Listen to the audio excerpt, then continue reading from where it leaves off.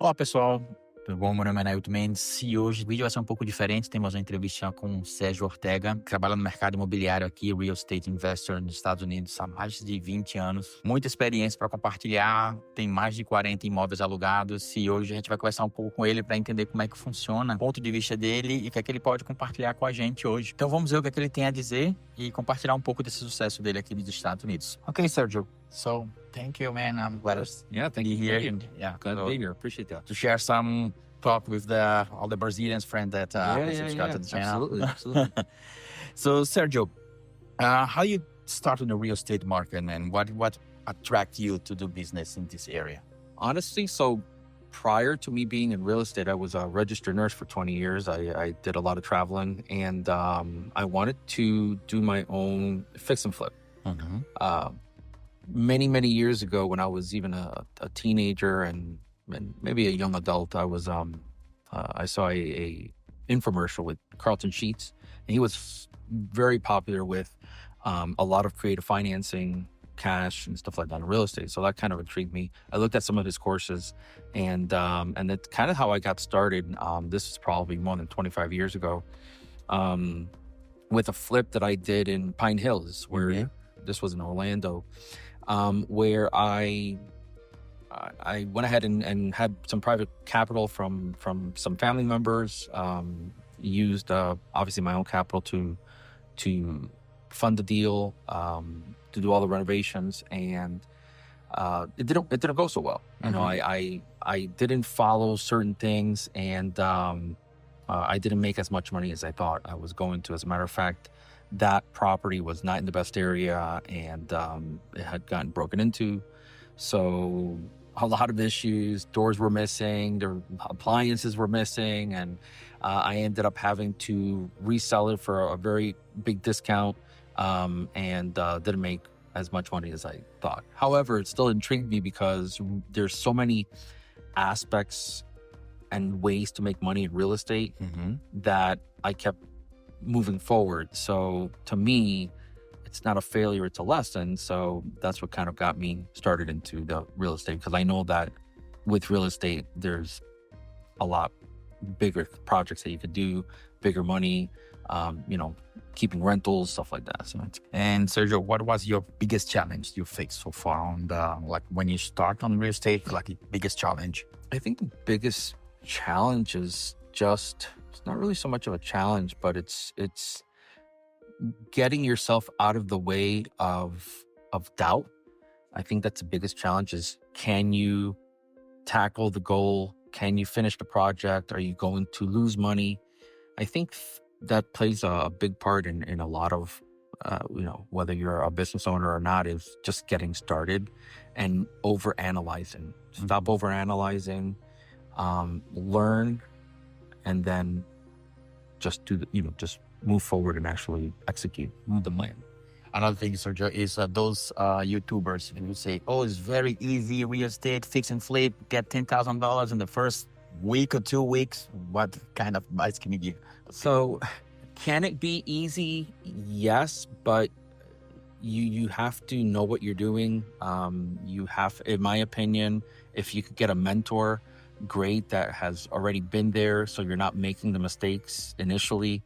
Again, there's a lot of aspects of real estate. So you could do wholesaling, you could fix and flip, you can buy and hold, you could partner. So there's a lot of ways to make the money, but it's not as easy as a lot of people make it seem to be. And there's a lot of hard work, persistence. There's going to be failures, lessons.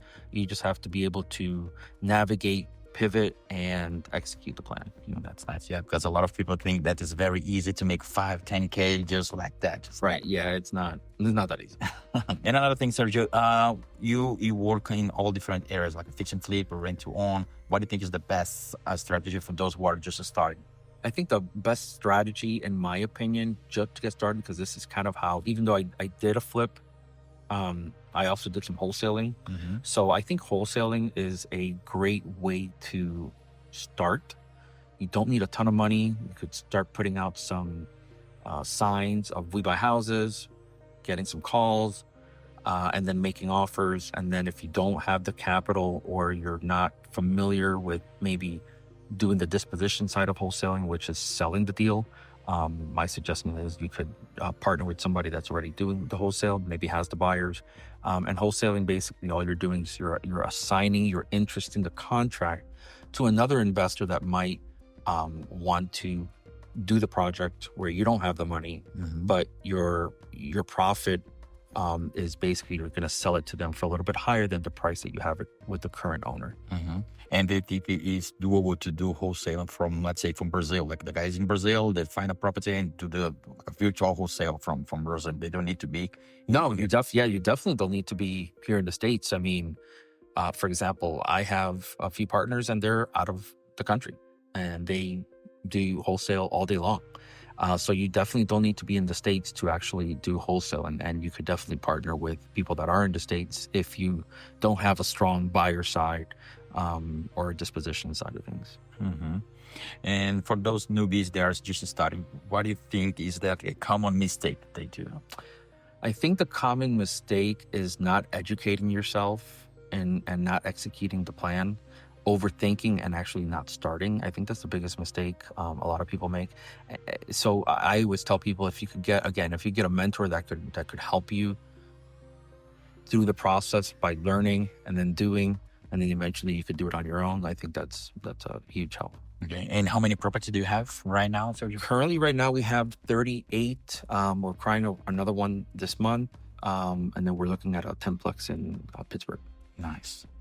Okay.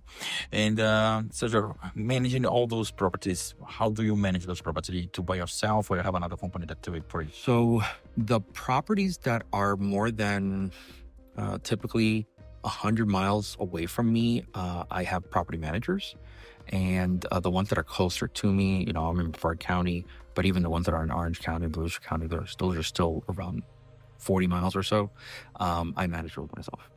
And so right now here in U.S., we just have the new President Trump is coming for next year. So what do you think is going to be like? It's going to be better for the economy? It's going to be better for like real estate market? What do you thought about that? Yeah, I think that now that he's elected, I think it's going to make the economy a lot stronger. I think the interest rates should be coming down.